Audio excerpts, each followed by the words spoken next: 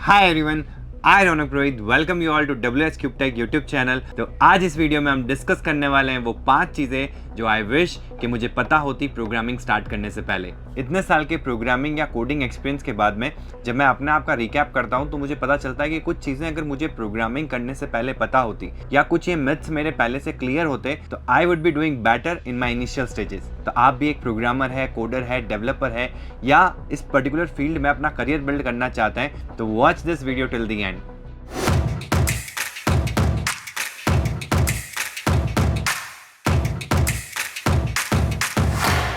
तो सबसे पहली चीज, the age is not a factor. Yes, हमको कई बार लगता है कि यार ये पर्टिकुलर प्रोग्रामिंग का जो नीश है या प्रोग्रामिंग का जो फील्ड है ये एक पर्टिकुलर सर्टेन लोगों के लिए या सर्टेन एज के लिए है। There is no age factor in this. अगर आप 10th-12th में हैं और अपना करियर कोडिंग में बिल्ड करना चाहते हैं तो you can start right now. अगर आप कॉलेज में हैं एंड आपका बैकग्राउंड कुछ और है बट आपको इस फील्ड में अपना करियर बिल्ड करना है तो you can also start right now. आपकी एज 40+ हो गई है एंड अब आपको लगता है कि यार ये प्रोग्रामिंग तो मेरे बस की नहीं है, तो ऐसा कुछ भी नहीं है। आप 40 की एज में भी प्रोग्रामिंग से स्टार्ट कर सकते हैं। There is nothing like a age factor in this particular field. Second thing जो मुझे लगता था कि my first language would be my last language. मतलब मुझे एक बेस्ट लैंग्वेज को ढूंढना है अभी मार्केट में, वो ऐसी लैंग्वेज होनी चाहिए जो मार्केट में बूम कर रही हो, जिसमें मेरा पैकेज अच्छा लग सके और उस लैंग्वेज से ही मैं स्टार्ट करूंगा एंड देन मैं अपना करियर उसी में बिल्ड करूंगा और उसी में सारी चीजें कर रहा हूँ। बट ऐसा नहीं होता है। You can start from any programming language जहां से आपके बेसिक कोर फंडामेंटल्स क्लियर हो सके एंड ऐसा कोई जरूरी नहीं कि आप उसी के अराउंड अपनी IT फील्ड का करियर बिल्ड कर रहे होंगे। Language would change just according to the requirements. आप किसी भी सीनियर डेवलपर से पूछेंगे तो they have worked on multiple languages और अभी भी हो सकता है मार्केट में वो डिफरेंट लैंग्वेजेस पे आगे वर्क करेंगे। तो language is just like a mode of communication. जो हम सेट ऑफ इंस्ट्रक्शंस लिख रहे होते हैं जो हमको अपनी मशीन को प्रोवाइड करने होते हैं ताकि सर्टेन टास्क एग्जीक्यूट किया जा सके, हमारे प्रोडक्ट पे कॉल टू एक्शन परफॉर्म किया जा सके। मेजर पार्ट जो होता है वो सिंटेक्स को समझना होता है क्योंकि बाकी खेल तो आपके माइंड का है। जो आप लॉजिक बिल्ड करोगे वो लॉजिक सारे प्लेटफॉर्म पे सारी प्रोग्रामिंग लैंग्वेज में सेम ही रहेगा। जस्ट डिफरेंस क्या होगा कि आपकी प्रोग्रामिंग लैंग्वेज चेंज होने से आपका सिंटेक्स चेंज हो जाएगा। तो अगर आपको प्रोग्रामिंग लैंग्वेज के कोर फंडामेंटल कॉन्सेप्ट क्लियर होंगे तो आप इन फ्यूचर किसी भी प्रोग्रामिंग लैंग्वेज को मास्टर कर सकते हो in few days. Now coming toward the next point, that is don't focus on the language itself, focus more on building the projects with in. इसका मतलब कि आप लैंग्वेज को सीखते सीखते साइड बाई साइड आप प्रोजेक्ट्स पे भी फोकस करें। प्रोजेक्ट से जो आपको डीप लर्निंग मिलेगी वो आपको केवल प्रोग्रामिंग लैंग्वेज सीखते हुए नहीं मिलेगी। तो अगर आपको किसी भी प्रोग्रामिंग लैंग्वेज को मास्टर करना और कोर कॉन्सेप्ट को जानना है, you need to make project side by side. Focus आपका प्रोजेक्ट पे होना चाहिए, एंड रिजल्ट पे होना चाहिए, प्रोसेस पे होना चाहिए, रादर देन लैंग्वेज के ऊपर होना चाहिए। अब आप जो प्रोजेक्ट बिल्ड करोगे वो उसी लैंग्वेज में बिल्ड कर रहे होंगे तो ऐसी कई सारी चीज़ें होंगी जब उस प्रोजेक्ट को बिल्ड किया जाएगा तो आप एक्सप्लोर कर रहे होंगे जो शायद आपको कोर कॉन्सेप्ट्स में देखने को ना मिले और इससे आपका प्रोग्रामिंग एक्सपीरियंस भी बढ़ रहा होगा क्योंकि जैसे जैसे हम प्रोजेक्ट्स पे वर्क करते हैं तो हमको एरर्स भी देखने को मिलती है। यस, अगर हम प्रोजेक्ट पे वर्क करेंगे तो बहुत सर्टेन है कि आप इनिशियल स्टेजेस में बहुत ज़्यादा मिस्टेक्स कर रहे होंगे और उन मिस्टेक्स की वजह से एरर्स आ रहे होंगे।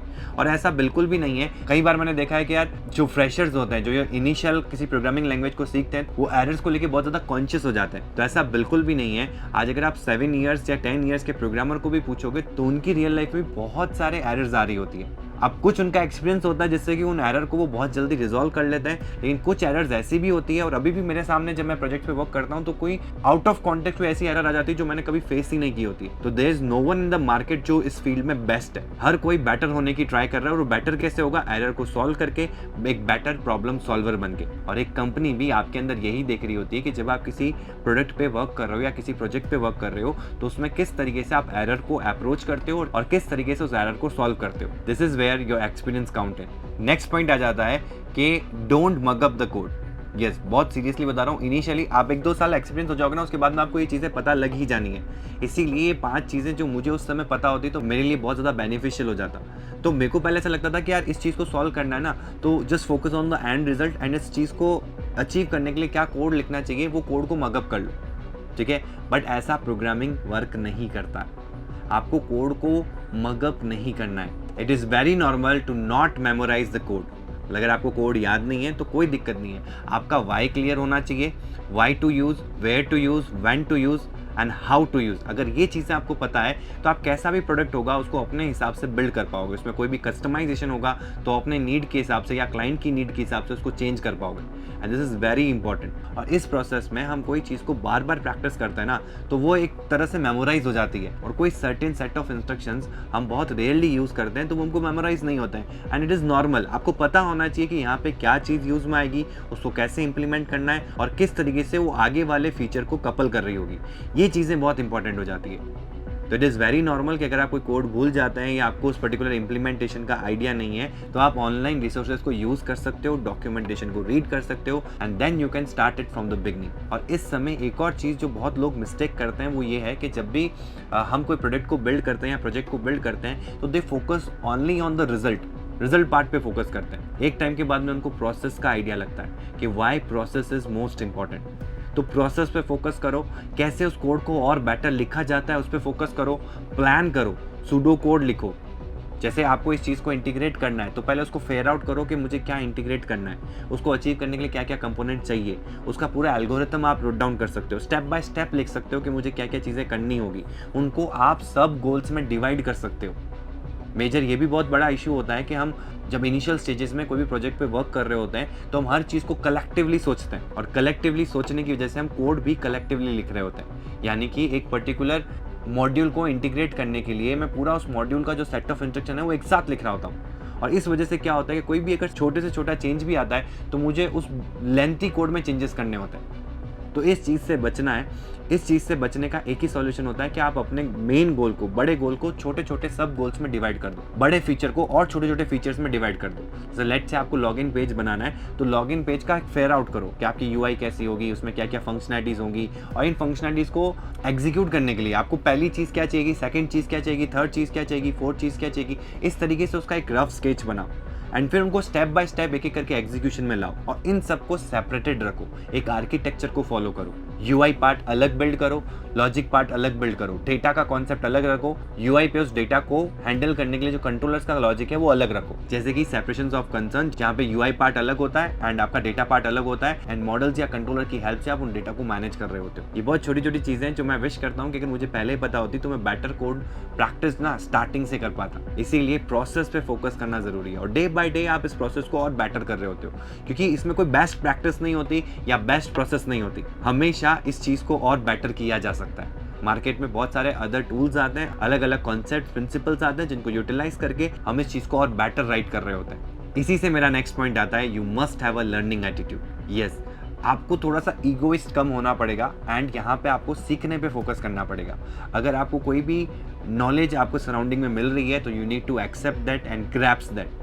अगर कोई भी छोटी से छोटी चीज़ आपको किसी और से सीखने को मिल रही है तो सीखो, अपने कोड के क्रिटिक्स को एक्सेप्ट करो। कोई अगर आपके कोड में पॉइंट आउट करता है, चाहे वो आपका टीम मेंबर हो, चाहे वो आपका टीम लीडर हो, you need to accept that mistakes and you need to learn from that. इसमें आप इस चीज़ से भी पता कर सकते हो कि जैसे अगर आप कोई प्रीवियस प्रोजेक्ट को उठाते हो और अभी नए प्रोजेक्ट को उठाते हो तो आप उनमें डिफरेंस देख सकते हो। आप अपने ग्रोथ को देख सकते हो कि आज जब मैंने पुराना प्रोजेक्ट लिखा था और अब मैं जब नया प्रोजेक्ट लिख रहा हूँ तो इनमें कितना डिफरेंस है। पहले I used to write code like this और अब मैं इस तरीके से कोड लिख रहा हूँ, तो वो उसमें एक वास्ट डिफरेंस होना चाहिए। Yes, it is good to have that vast difference, क्योंकि यही आपकी ग्रोथ को सिंबलाइज कर रहा होगा। अगर आप एक ही जैसा कोड अपने सेवरल प्रोजेक्ट्स में कर रहे होंगे और थ्रू द टाइम कर रहे होंगे तो that means you are not learning from your mistakes. Basic चीज़ों को आप अवॉइड नहीं कर रहे होंगे। तो ये चीज़ें बहुत सर्टन टाइम पे क्या होता है ना, एक इंसान जब इनिशियल स्टेजेस में होता है तो वो रिजिड हो जाता है कि this is the best process I am following. No, you need to learn कि अगर आपको लगता है कि ये चीज़ यहाँ पे बेस्ट सूटेबल है तो grabs it, experience it and अगर वो चीज़ बेटर परफॉर्म करती है, बेटर रिजल्ट देती है आपको, तो उस चीज़ को आप अपने फ्यूचर प्रोजेक्ट्स में यूटिलाइज कर सकते हो और इसी तरीके से आप अपने प्रोग्रामिंग वर्ल्ड में ग्रो करते हो। तो ये कुछ पॉइंट्स है, मतलब इसमें जो मुझे मेजर चीज़ लगती है ना, कई लोगों को वाई क्लियर नहीं होता है। तो मेरा एक बहुत सिंपल सा रूल है, वाई क्लियर होना चाहिए। कोड क्यों लिख रहे हैं, ये चीज़ क्यों करनी पड़ रही है, ये चीज़ क्यों की जा रही है, ये प्रोसेस को क्यों अप्लाई किया जा रहा है, ये सब का नॉलेज आपको होना चाहिए। अगर नहीं है तो उसके पीछे पड़ जाओ और उस चीज़ को उसी इंस्टेंस पे समझो कि ये चीज़ क्यों की जा रही है, सो दैट आप उस चीज़ को बेटर लर्न कर पाओ और नेक्स्ट टाइम उस चीज़ को बेटर इंप्लीमेंट कर पाओ। क्योंकि इनिशियल स्टेजेस में हम ज़्यादा फोकस कर रहे होते हैं रिजल्ट पे, तो मुझे ये फ़र्क नहीं पड़ता कि यार इसमें क्या चीज़ अप्लाई हो रही है, क्यों अप्लाई हो रही है, मेरे को सिर्फ रिजल्ट से मतलब होता है कि रिजल्ट आना चाहिए। तो ये बहुत क्रूशियल पॉइंट है जो आपको नहीं करना चाहिए। जो मुझे पता होता तो मैं इसको और बेटर तरीके से हैंडल करता, मैं वाइज को क्लियर करता। भले ही 5 दिन एक्स्ट्रा लग जाए मुझे किसी चीज़ को सीखने में या किसी रिजल्ट पे आने पे, बट मेरी चीज़ें क्लियर हो कि ये चीज़ अगर मैंने बनाया है, मैं 5 चीज़ें बनाऊँ, इससे अच्छा है कि मैं 1 या 2 चीज़ें ही बना रहा हूँ और उसमें हर एक चीज़ का डिटेल इन्फॉर्मेशन मेरे को पता हो।